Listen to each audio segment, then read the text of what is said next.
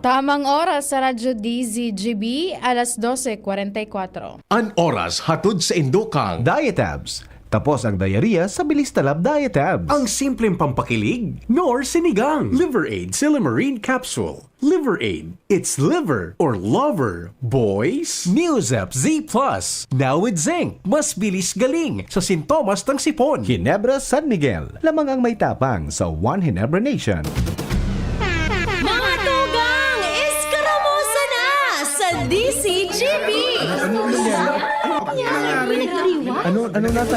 Iskaramusa na sa DCGB! Escaramuza, istorya sa kakanan, mano-mano sana. Marina, intra na sa Escaramuza.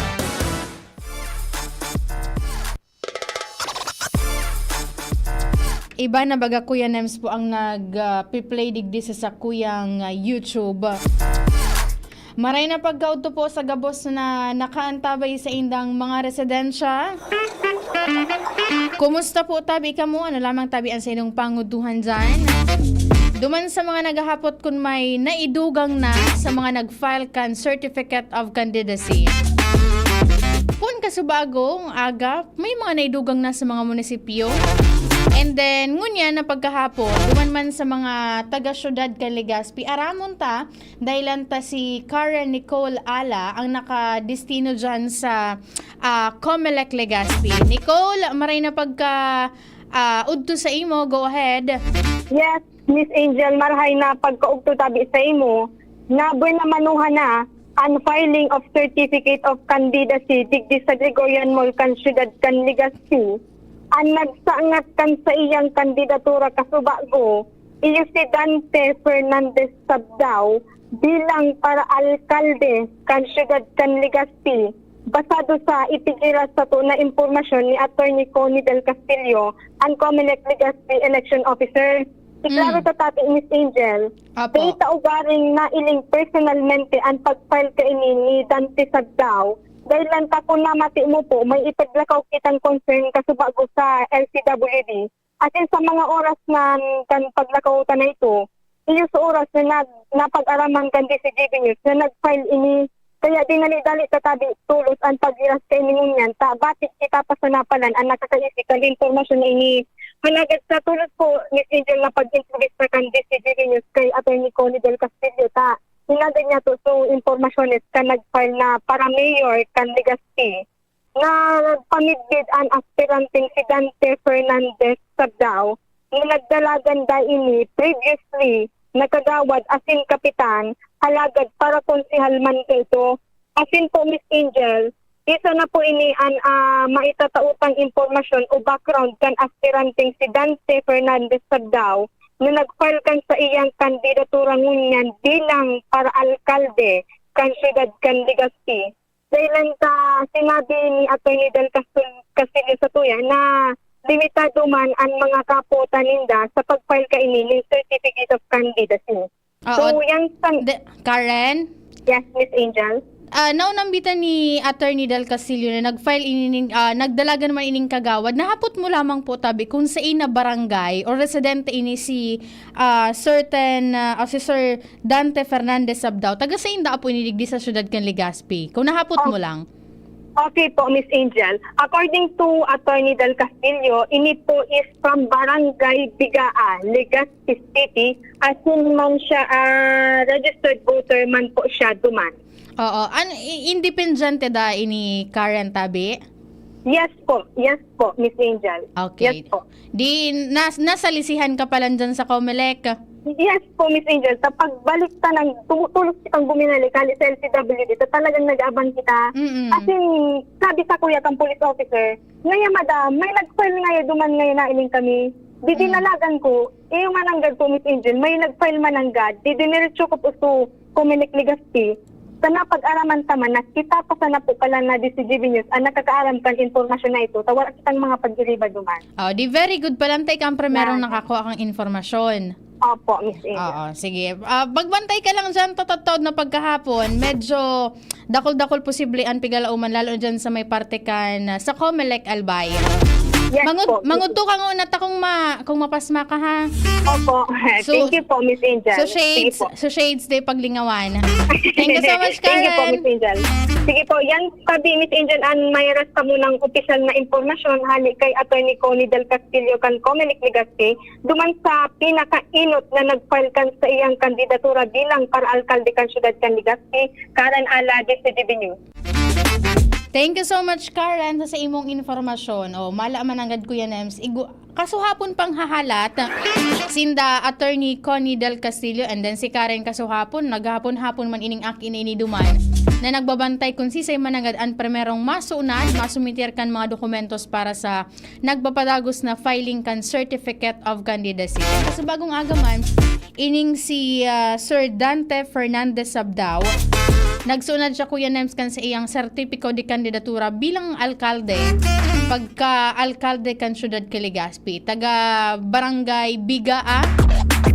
Sabi ni Karen, basado da duman sa informasyon na itanaw sa iya ni Attorney Connie Del Castillo, si Sir Sabdao ang dati man na nag-aspirar na magserbi dyan sa Barangay Ninda, sa Barangay Bigaa bilang kagawad and then kapitan. And then dati man daan ining nag-run as di konsehal. Iyan man ang mga pangyayari digdi po sa syudad kan Legazpi and piglalauman ta na sa mga masunod na aldaw. Data aram kung sisay an actually sa ibong may mga grupo na nagpahayag ni na sa indang slate. Pero data pa aram ko no arin sinda formal na masumitir kan Certificate of Candidacy maging itong Certificate of Nomination and Acceptance. And at siya na pagkahapon ang pigbabantayan dyan, itong sa Comelec Albay para sa kargong kongresista. Takasubago bagang agas, sabi ni Kong Didi Cabredo, ang representante po kan Tercer Distrito kan Albay, na ngunit na pagkahapon, sabi duman kay VP, siya da po ang masumitir kan COC.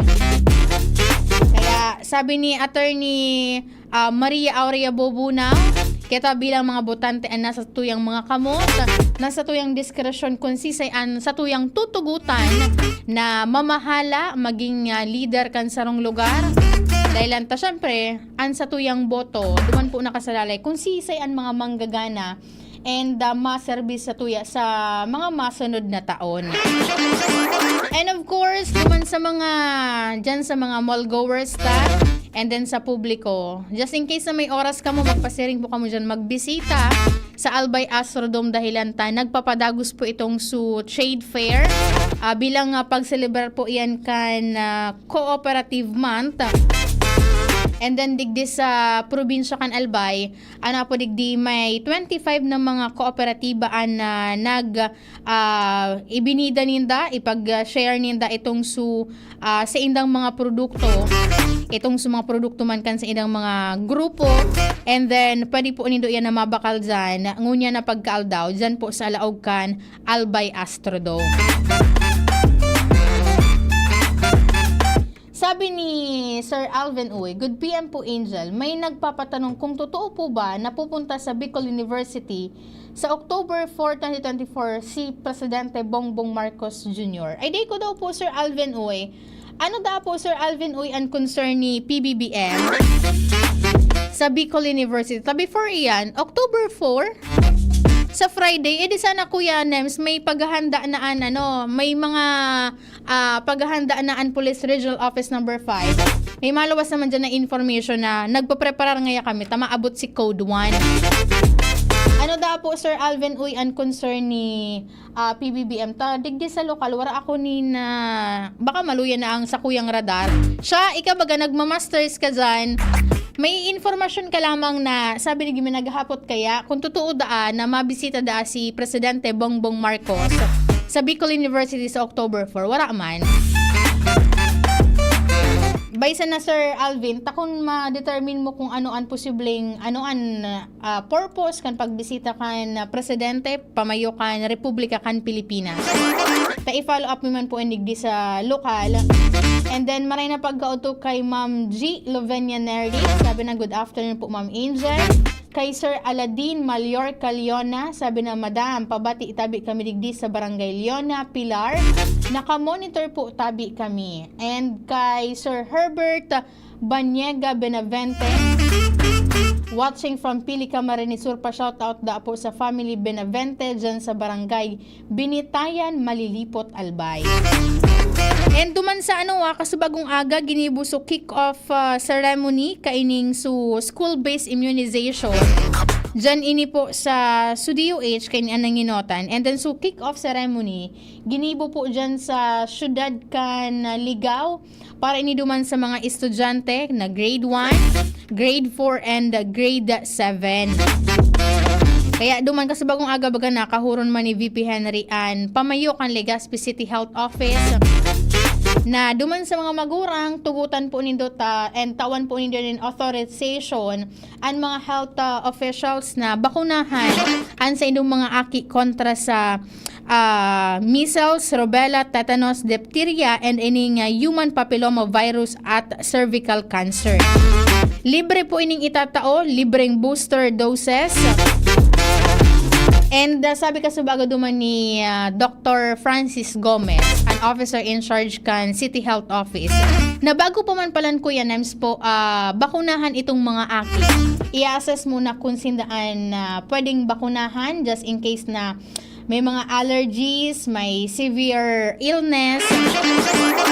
And ining mga bakunang ini, haloy na pong, haloy na pong pinag-adalan kan mga eksperto, ipinararam po sa maigot na pag-aadal at napatunayan po na epektibo iyan. Ang rason kaya duman ko yan sa ipiglatag, iyo po kan tamaan kita nin COVID-19 pandemic. Nagbaba itong vaccination rate na nagpapahiling da po na nagbaba man so herd immunity kan mga aki. Naramduman ko Kuya Nem, sa Saturday nga ni, may bakuna sa saro katawo. Ang siring kaining mga bakuna Kuya Nem, mitiga apod ining 6-in-1 basarog ka iyan. Mahal ini Kuya Nems, talagang literal na mahal. Ang saro ka ni Kuya Nems sa private na clinic kung mga first doses pa lang, nag-aabot po kina sa 3.8, may 4.8. Patunay ako kan Kuya Nems, ang tada po sa kuya, puro na lang resibo. Kaya duman sa mga parents, approbate saran po tabi nindo iyan na matawan po nindo ni na proteksyon an sa indong mga aki kontra sa mga nasabing helang. Maray na pagkauto po sa gabos sa nakaantabay sa tuyang DCGB News Online. Maray na pagkauto kay Sir Edwin Magalona. Maray na hapon da po kay Jose R. Gardon. Bati da po nakaantabay siya sa Kidolog, Preto Diaz, Sorsogon, and kay Mama Maria Lourdes Burse, watching from San Miguel Island. Ano pa man Kuya Nems? Asa kuyang ka-partner po sa Lalo Technical, si Kuya Nems Flora, maray na pagkauto kay Ate B. And then kay Ma'am Yet Cornelio. Sa IT niya po dyan si Jerome Nico Martinez, sa production si Shara Mayleron. Sa newsroom niya po dyan nakaantabay ang samuyang news director, si news manager Sir Mar de la Cruz. And then si MJ Jaresco, and then get well soon kay Ate Jenny Balyaran.